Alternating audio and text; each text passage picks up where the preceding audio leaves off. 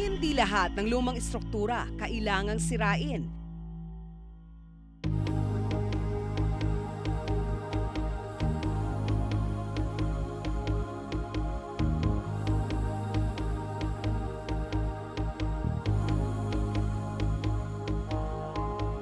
Ang ilan pwede pang pakinabangan at pagkakitaan.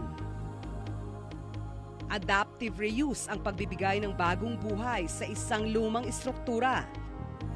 Ito ang advokasya ng grupong International Charter for the Conservation and Restoration of Monuments and Sites o ICOMOS. Hindi ka nag-aaksaya ng materyales, hindi ka nag-aaksaya ng pagod at talento na pumasok sa paggawa ng building na yon, no? At ang resulta ay isang bagay na makabuluhan.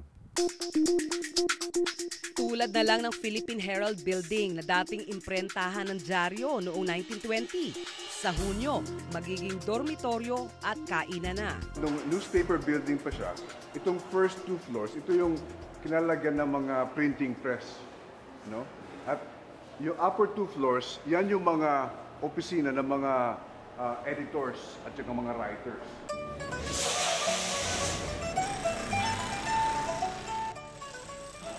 Isa sa mga naging editor si Carlos P. Romulo. Kasama ng Philippine Herald ang mga dyaryong Mabuhay at El Debate sa Gusali. Orihinal pa ang mga sahig at hagdanan nito. Maging ang mga bintana, hindi rin pinalitan. Ito yung courtyard ng Herald Building. Yung mga building na sinauna, mahalaga sa kanila yung mga courtyard kasi dito ang paraan na nakakahinga ang building.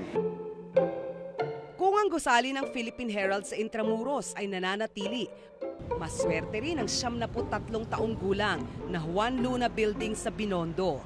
Isa ng commercial space ngayon. Orihinal pa rin ang ilang istruktura, bintana at sahig ng gusali.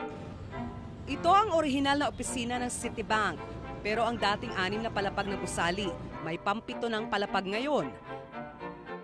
At kung noon, malaking bangko ang nag-oopisina rito, call center na ang gagamit sa gusali.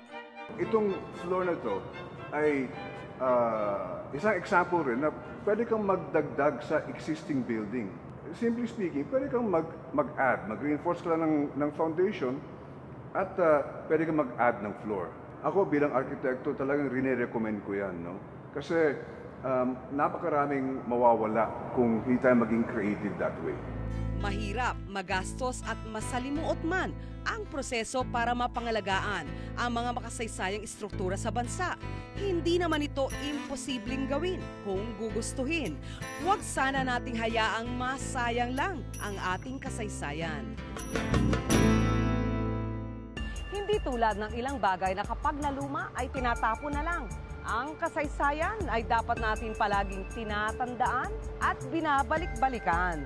Mangyayari lang ito kung mapapanatili natin ang mga lugar na saksi sa ating kasaysayan. Kulang man sa pondo, marami tayong magagawa bilang mga mamamayan upang mapangalagaan ang mga lugar na makasaysayan.